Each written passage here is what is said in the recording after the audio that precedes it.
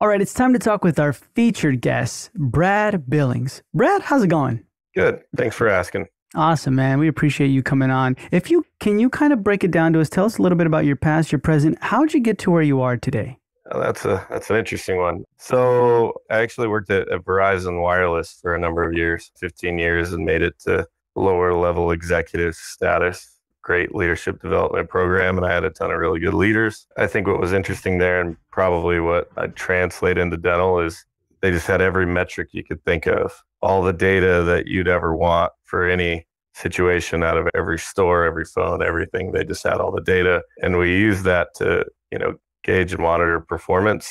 I was in the sales channel. That's kind of where I started, and I'll be brief on that one. And then I moved to Pacific Dental Services, and that was my foray into dentistry. And it's probably good that I went to a company like Pacific Dental, specifically because I didn't know anything about dentistry. Mm-hmm. And they had a really good training program, which is obviously something that you need if you're gonna try to enter into a leadership role within the dental industry. You have to know what you're talking about. So pretty extensive training in a very successful region. And that kind of was my entrance into the dental world. And then the other thing about Pacific Dental is they also had an exorbitant amount of data. They worked out of a system called QSI. There might be a few people on the station that know of QSI. It's really archaic. It was written in DOS and still running in DOS. You had to do manual command entries to get it to do anything. And then they had an overlay. I forget what the overlay was called, for the doctors to enter their clinical notes, charting and things like that. But the reason that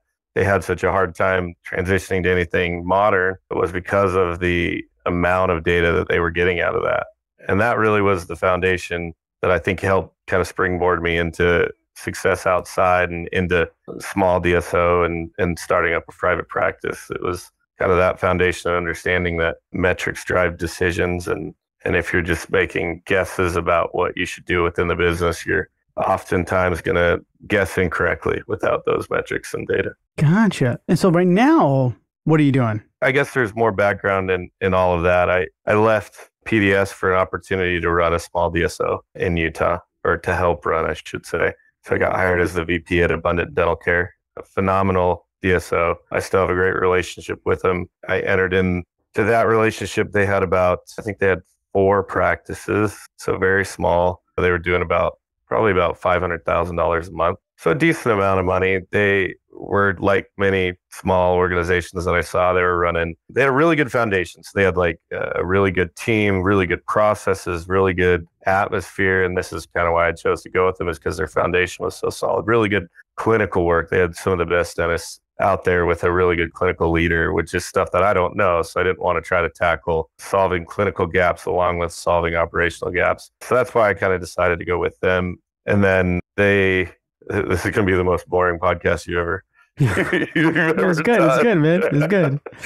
Anyway, they were operating off sugarhousedentalcare@gmail.com. And they had, 4 practices, and they're just sharing documents across Gmail platforms. They were careful not to share HIPAA information across those things, but that made communication super challenging. So I initially came on, as operations to help with the case acceptance, closure, and, operational performance. And there were just so many gaps everywhere else that I did do that. And then I also started to work on the automated reporting, is where I started. They were doing these spreadsheets every night. It would take, 45 minutes to an hour of office managers' time. They tracked a lot. They tracked everything. How do they track everything? They just had a spreadsheet, and they would pull manual Dentrix reports. So they would, and I don't know if you've ever dealt with Dentrix at all, but you say, create this report, and then you can walk away. Like you go to the bathroom and eat dinner and then come back and it might be done. And you do that, but you had to do, 4 or 5 different ones. And then you take all the data manually off of those and manually enter them in this spreadsheet. They had 4 different spreadsheets, which was also really weird. 4 different spreadsheets. And then they had another operator that would grab from those 4 different spreadsheets that were filled out by office managers and manually enter them into this master spreadsheet that the owner would look at in the morning and decide what our day was like the previous day and try to take action depending on that, right? As far as execution is concerned, they did a pretty good job with what they were doing. They always filled that out. They always, you know what I mean? There's a lot of people that try to do processes like that and can't execute on it because it takes a whole lot of accountability and follow up to make sure that those numbers are right. So they were doing a good job, but it was manual and it took 4 hours at least each night, plus the hour that it took that other operator to put it all together. So you're talking about 5 hours a day, times, however many working hours a week. So it was an incredible amount of hours. And then it was often wrong because of human error. So I got a wild hair and I went to the owner and I said, look, I want to make this automated. This is ridiculous that we're doing it this way. And he was like, no, I'm not going to give you any resources. You can't do that. I don't believe that you can do that. You don't have the skill set. I was like, sure. Yeah. Okay. So I just went and did it on my own. Like at night, I called a buddy of mine that I went to college with. And at the time, he was working for a data company, just basically doing what I was asking us to figure out. Right. Mm-hmm. And all the time, I'm like researching all this stuff too, because like there's Dental Intel out there and there's a few others, but I researched probably 3 or 4. And I found out that bad data in, bad data out. And to get access to that back end of Dentrix was very expensive. And I don't remember the exact dollar amount, but I already didn't have any funding approval to do what I was trying to do. Yeah. And so I'm trying to stand up on this manual SQL backend. So what I did initially was I took this spreadsheet, put it into one protected spreadsheet, and then had an auto pull from the spreadsheet into this database. So all I really did initially was remove that last hour of the combination from that other operator. And, but I worked and I was like, this could be powerful, but I don't have the means. We didn't have the means that this company, we weren't profitable enough to go pay the amount of money needed to get onto the back end of Dentrix. Yeah. So I started to research Open Dental was the first one because everybody researches Open Dental.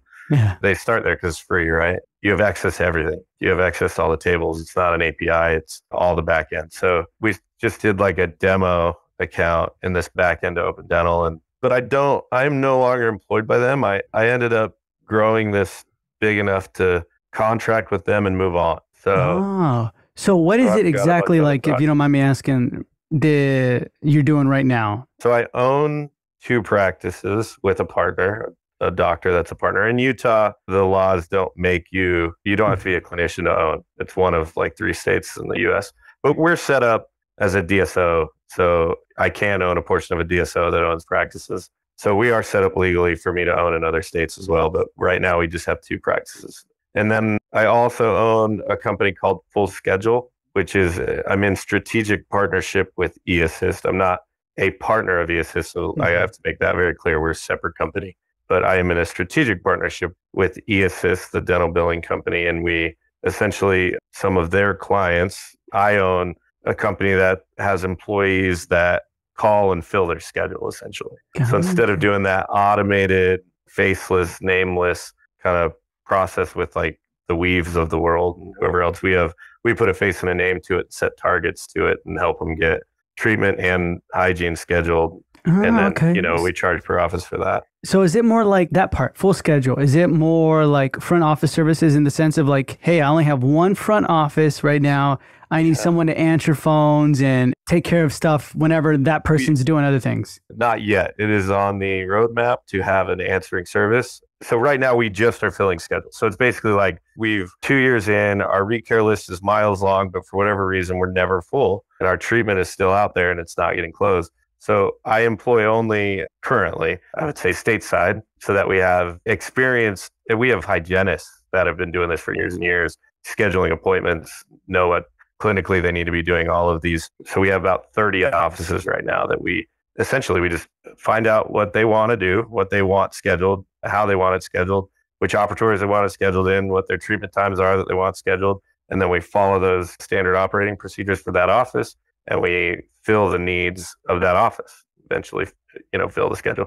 If we don't reach our commitments to the office, we reduce our price per each schedule not fulfilled to our commitment. Yeah. Okay, man. That sounds legit. Because that is a humongous need, right? As far as when it comes to front office and answering services and things like that. So that'd be really good. Real quick, Brad, if we can rewind a little bit, you mentioned that you worked for Verizon and that they had a great leadership program. Yeah. What to you, I guess, made it great, and what takeaways from that program would you recommend someone in a dental practice or dental practice owner utilize? It's a good question. I think anytime you have a program at all, no matter how good the curriculum is or anything else, it's dependent on the people that are in it. I was lucky. I had some of the, in my opinion, and granted, it's my humble opinion, I had some of the best leaders even in Verizon. I had the president of my region that I was in.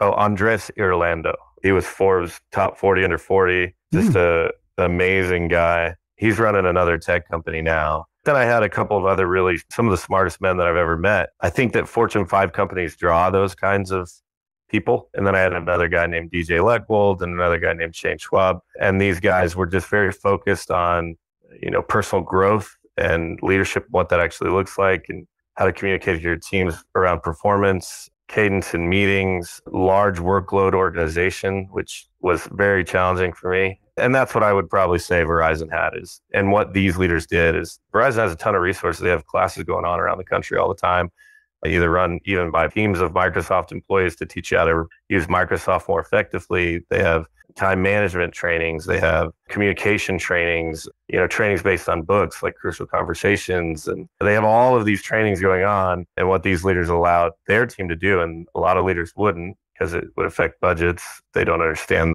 the return on investment that you're receiving, but they would allow us to fly around the country all over. I remember flying to, Massachusetts from Arizona so that I could take a time management class from Microsoft. And they're not cheap, but I still use a large majority of those practices today, or I wouldn't be able to do what I do.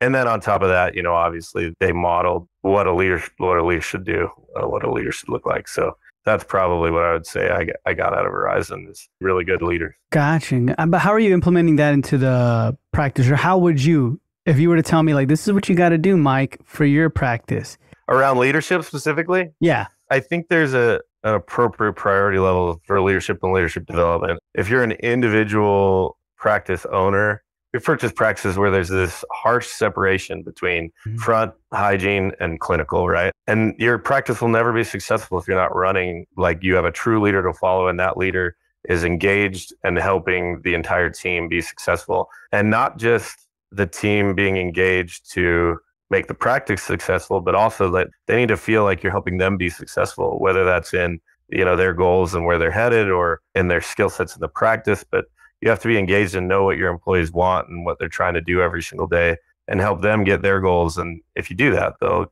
give it back to you and help you be successful and be happy working for you. And that's, I think, a lot of what leadership really is, especially on an individual practice level. From there, I mean, if you're going to go larger than that, then it comes to having an actual training process from soup to nuts. So from beginning to end, when you bring people on, you can't just assume they know exactly what you're going to talk about. And if you don't have a defined training process, there's no way everybody's going to have that same training experience and everybody's going to deliver a different product to every patient that comes in. And that creates uncontrollables that then create to lowered performance. And so, yeah, that's kind of the difference between private and as you grow. I think private is you could really just be a leader by being engaged with your team and helping them be successful in who they are. And then outside of that, you've really got to start formalizing and structuring a training program, a leadership training and development program. Do you have one of those for both of your practices? I've only left Abundant. I think I've been outside of Abundant for 3 months. We just bought our second practice in August. So do I have one? No. And have I felt the pain of not having one? Yes. Did I build one at Abundant? I did. We had a very robust training program with videos and tests and the onboarding processes. And I led that initiative and built that whole platform. And I also built a knowledge-based platform so that after the training, they could go back and reference it. So I desperately need one here. As I'm sure many of your listeners know, when you buy that second practice, you're first standing it up, making sure everybody's reducing turnover and, keeping production as high as you can through that transition. Yeah.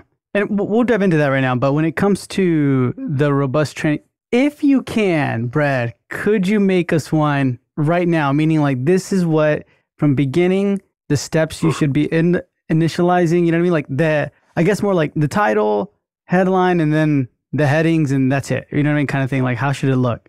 I mean, that's a pretty tough question because it depends on the position you're coming into, right? Could you give us like front office? Yeah. So like front desk? Yeah.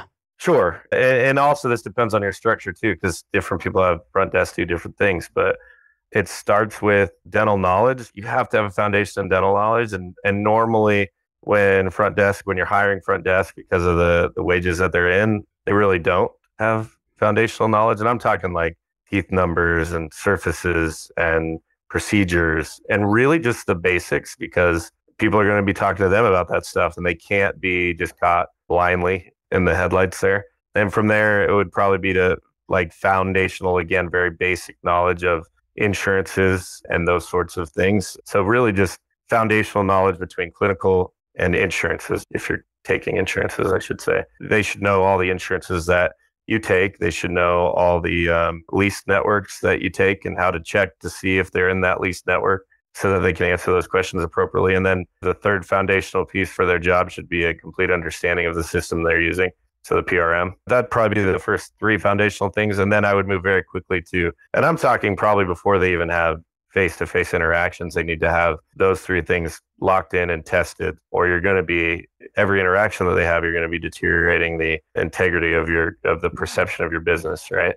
And then even before, again, still before the first face-to-face interaction, you should set some very clear expectations on communication to patients, how to answer the phone, empower them to solve problems without passing the buck all the way till the end, even if they're going to make mistakes doing it. And that takes some training too. We made a lot of videos at Abundant, specifically how to answer questions when people say, I can't believe I have a $300 bill. And we say, you very quickly say, I'm sorry that you're unaware of this bill. How can I help today? And then if they say any anger at all, then it's, okay, no problem. We'll take care of that for you.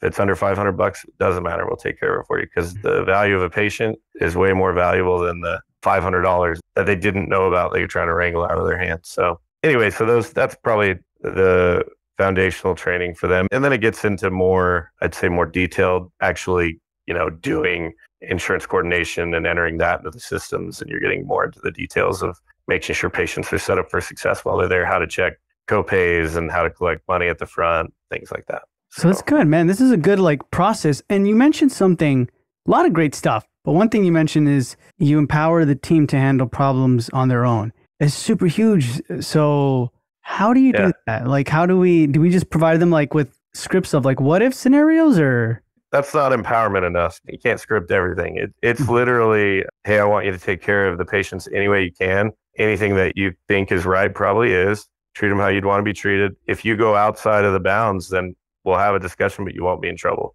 And then it's really, you got to hire well. You give them that, let them go. You can't micromanage true patient care. You really can't, because every patient is going to be different. And so you've got to have the right front desk person with the right kind of empathy and communication skills to be able to make a lot of those decisions on their own. And there's absolutely times where hey, you probably shouldn't have given that $500 credit because they actually did owe that. But at the end of the day, if they did a very good job and that patient stayed, it's worth more than $500. So again, it's, I guess, continual coaching. So that would be empowerment to me, is you say, yeah, go do it. You set very loose boundaries. If it goes over $500, come grab us. But anything else, you have full autonomy. Just let us know when you're done and we'll talk about it. Yeah. Interesting. Okay. So having almost full confidence in them to, you made a mistake. And then almost to the point where it's let's just talk about the mistake. That way they're okay, it's cool to make mistakes. I mean, not huge ones, but I'll learn from them. You know what I mean? I mean, there's been big ones, man, but I still think it's more valuable for someone to have that empowerment and make one big mistake, but have corrected 20 mistakes that the patient was feeling. And maybe we got one big mistake where they went out of bounds, and they shouldn't have done that. You're still saving those other 20 patients through empowerment. And then you do that correction. And that is the attitude you take. We love mistakes. You learn from it. That's great. I love that you did that. I like that, man. That's really good. That's what empowerment is to me. Okay. And have you ever gotten pushback from, so you mentioned something about a PRM, right? So have you ever gotten people hey man, we've been using Open Dental or PracticeWorks or EagleSoft for ever. I know it like the back of my hand. Don't be switching it. What happens? And yes, I mean, every practice that I've been a part of acquiring and switched off of all the mainstream archaic PRMs that are out there, clinicians especially, they all have just challenges with that change. And change is hard. Doesn't matter what it is, change is hard. So I get it. And let me tell you the things that we can do after we make this change and why you're going to like this better. I mean, I think we mentioned it, but I use Oryx in all the practices that I've managed and that I own. I think that's the thing. As long as you are open about the challenges that are coming and then understanding about the challenges that those people are going to be facing through the change, And then also you can express and make sense logically as to why the change is needed, then most of the time you can get through those transitions relatively easy. We started really early with Oryx, and it's 1,000 times more robust than when we very first started. Those first, few months while I was learning and trying to teach it, I had to be the brand advocate, and then I had to get one by one these other brand advocates basically to say, no, this is the PRM that we want to use, and here's why. And with that, one by one, they just kind of starts to spread. And now, I mean, I still go back and ask, like, hey, if you had a chance, there's still hiccups in every PRM, but also in Oryx. And occasionally we get a hiccup and they submit to their help team, and you say, hey, would you switch? Like, even after this, would you switch? And every answer resoundingly every time, they'd never go back. There's no way to go back to a server-based archaic PRM like that. There just isn't. Why did you decide to go with Oryx? So I was kind of getting into that before I stopped, but it was that whole automated reporting thing. It started with Open Dental, and we spent a lot of money training on Open Dental on a single office. We switched one office over to Open Dental. It was on an acquisition so it was a new acquisition that we were doing at Abundant, and decided rather than, just paying for a year because Dentrix charges you a year up front for that practice. You have to re-sign a contract. Rather than doing that, we're just like, let's just try Open Dental, see what happens. Super painful transition. They had good support. Open Dental was good support, but just a painful transition. The conversion was rough. Everything was pretty rough. Training, everything was pretty rough. Hosting was rough. Everything was rough. It was just new to me, and I'm the one training, so I'm trying to learn it and train it. And they had good support and all of that. And then we actually stood up automated reporting. So we pulled their back end just straight out of their database and dumped it into a SQL database and started running automated reports. And then I showed the owner, and he was like, I want more of this. I want all of this. I want everything you can do with this. And so he was just fully bought in, like, when are we switching to Open Dental? So I started doing test conversions at all the other practices we had. And at that point, I think we had 7. So I started doing these test conversions in Open Dental. I've got a lot of experience in conversions now, and I wouldn't have done it the same way that I was doing it in that first office. But anyway, so I had probably 4 test conversions done. I was about to pull the trigger, and I had a buddy call me from Texas, from PDS, a doctor buddy of mine. He had just got back from Coyce Institute. And he's like, just talked to me about his great experience at Coyce and comprehensive dentistry and, his plan to make his practice just pop. And dude, it was so exciting. He's a very engaging guy, just an exciting guy to talk to. So I'm like, that's rad, man. What else? What else did you learn? Tell me everything. And he's like, hey, man, there's this software that he talked about at the end, and it looked amazing. Have you ever heard of it? Man, I've been researching, and I researched everything, like Curve, Open Dental, EagleSoft, Dentrix, Dentrix Ascend, Dentrix Enterprise. You name it, I probably have done a test conversion during that time period for it. And I was still going with Open Dental. After all of that, I was like, no, man, I haven't heard of it, but man, I just don't see how this has got to be the one. I've looked at every other one. He's like, dude, just check it out. I called him up, and I was blown away. Like, it's simple, it's intuitive. And this was 4 years ago. So it was much less robust than it is now. I don't know how to explain that any other way, but it did not have all the features it has now. And so anyway, it was really frustrating, but I remember calling the owner, and I was like, hey, look, I hate more than anybody that I'm making this phone call right now. Like, I've put months into this. I've put nights, evenings, weekends just to even stand up our one office in Open Dental, but we got to do Oryx. And he was like, no. And I was like, all right, well, Abundant was a comprehensive dental model, which it very closely aligned, like Oryx and our model very closely aligned. Like, I understand, like I said, I hate this too, but you just get on the phone. I'll get Rania on the phone. Rania and our owner got on the phone and kind of talked through. They actually knew each other, which was a small world. Yeah. But yeah, it was he eventually he saw it, and he was like, oh, it could work. So we decided to make the switch for all of them. So we switched all 7 of our practices over to Oryx. Nice, man. That's good. And right now, are you going to transition to Oryx too with your 2 practices, or are they already? I do it on day one. Yeah. I don't take over a practice without. Yeah, I've got so many systems built through this now that it just has to be done. Like, rather than trying to figure out how to remote in to a server with RDPs and then manually track things, I already have pre-written programs that pull from Oryx's APIs. And so I switch an office over day one and get API access, and we're off to the races. So, man, all right, good stuff, man. So Oryx is the winner for you then. That's what you like. Oh, by far. Yeah. Okay. Yeah. And I would just, for anybody that's out there looking, like, I am an Oryx fanboy, so I'll get that out of the way. But at the very least, like just stay away from server-based platforms. It creates complication and expense you just don't need. Just don't need it. You have to pay an IT team. Any break that you have, like I have an IT degree, and it takes me hours to figure out these complicated setups. So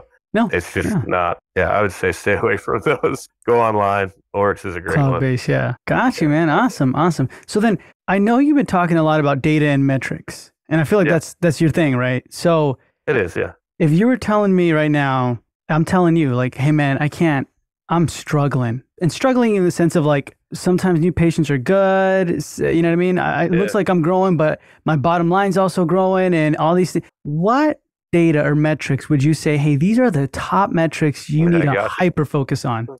Yeah.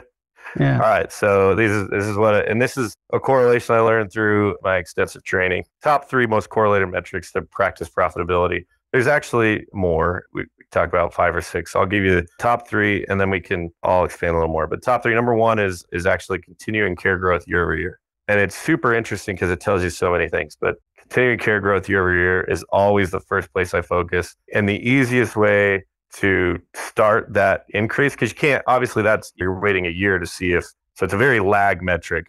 You look at it after the fact. So you got to do something up front and track a metric to make sure that you are even approaching that attainable year over year growth. And the quickest one for that is just reappointment rate. Am I reappointing them while they're in the practice? And if you're not anywhere between 85 and 95%, then you're actually deteriorating your practice growth year over year. And every practice that I've ever gone to is like, oh, we're killing that. We always reappoint then you go look at it, they're always at 60 to 65%. I'm telling you, everybody right now on the things on your podcast is going to be saying, no, dude, we're at 80% easy.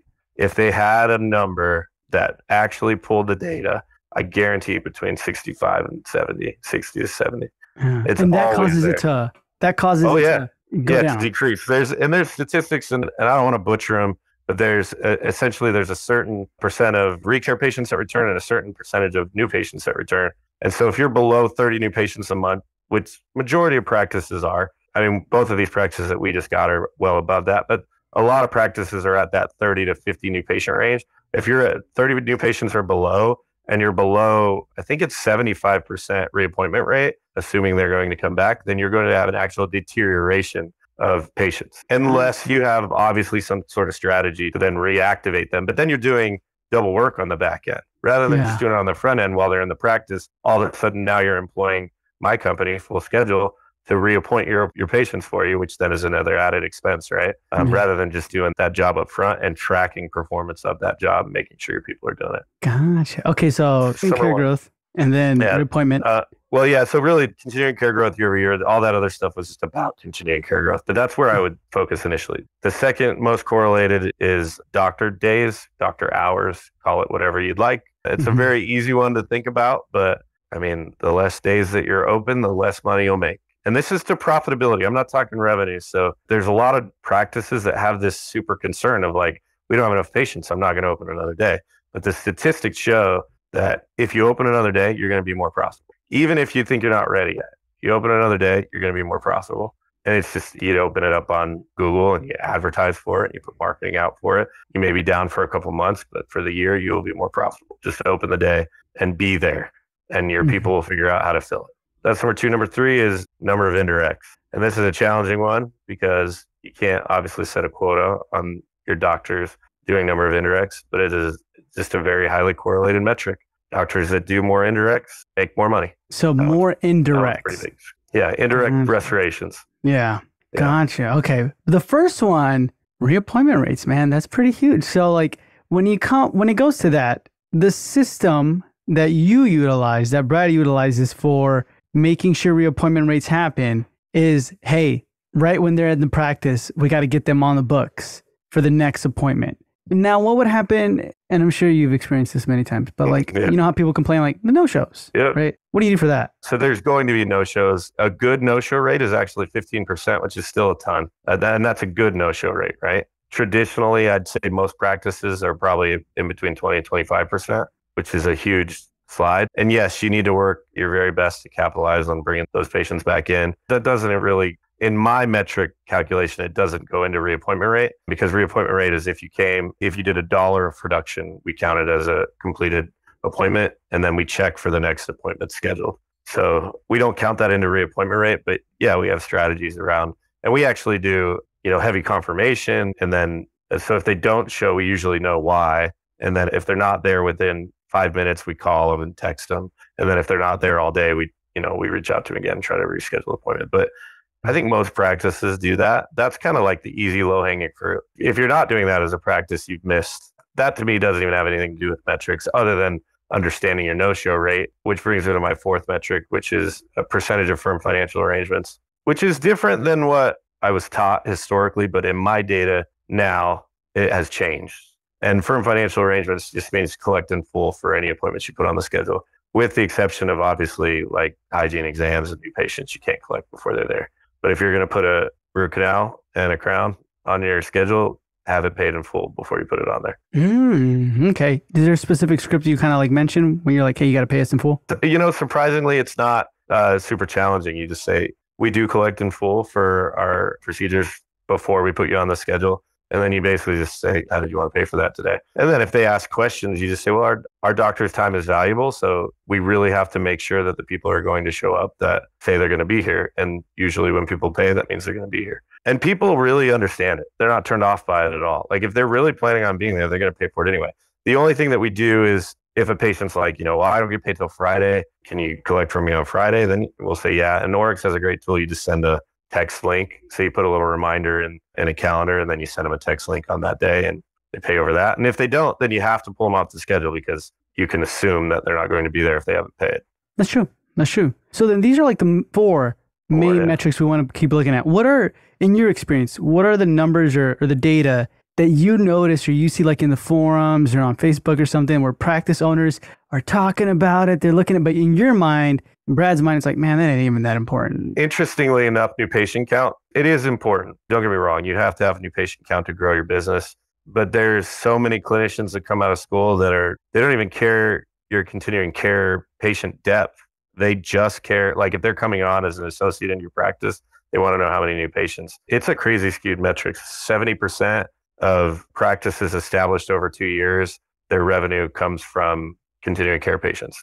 70% of the revenue. So 30% of your revenue only comes from new patients after 2 years. So if you're in your first 2 years, hit the marketing hard, make sure you're doing your reappointment rate. But after that second year, you should be focusing very heavily on your exams and what's going on there. Okay, interesting, man. I appreciate that. Awesome. So then right now, one of the questions I wanted to ask you is what can a dentist do today, practice owner, to improve their marketing or their business? Marketing, honestly. Or their business in general. I'll give you my basic marketing rundown. And we're averaging about anywhere from 60 to 80 new patients a month at both of our practices. And it's super basic. And there's plenty of practices out there that can do much more than this. Like Abundant was really approaching 100 new patients a month, but they spent, a ton of time on marketing. This is like me in my spare time while I'm also not managing operations and helping, look for new practices. But it's super basic. You need Google Ads, and you need a really high Google score. And that's it. If you have Google Ads and a low Google score, you're just torturing yourself. So make sure you have a ton of reviews. Make sure as many of them are as 5 stars. Don't do anything shady. Give them the experience that they want. And if you have those two things in place, patients just find you and they come. And at least that's in my experience. And then we also have strategies that we're on certain streets with over 20,000 cars passing with high visibility. Like obviously those things matter. But outside of that and sandwich boards and the new patient special, we don't do much. With your Google Ads budget, what's the budget look like for there? 35 in office. We try to stay below 1.5% of revenue. And really right now we're at like 0.8% of revenue because we just don't need to keep spending it. So 3,500 a month is what we were doing. And then we just never really upped it and we don't really have to. Yeah, you're doing pretty good, like 60 new patients and everything like that. So that's really good, man. Awesome. Brad, thank you so much for your time, man. I truly appreciate it. But before we say goodbye, if anybody wanted to reach out to you for questions or anything like that, where can they find you? Man, I got a ton of email addresses. Let's do Brad at mountainwest.healthcare. All right. Brad at mountainwest.healthcare, you said? Yep. All right. So that's going to be in the show notes below for anybody who wants to reach out to Brad. And Brad, thank you so much for being with us, man. It's been a pleasure. Yeah, thanks for having me on. Soon. Talk soon.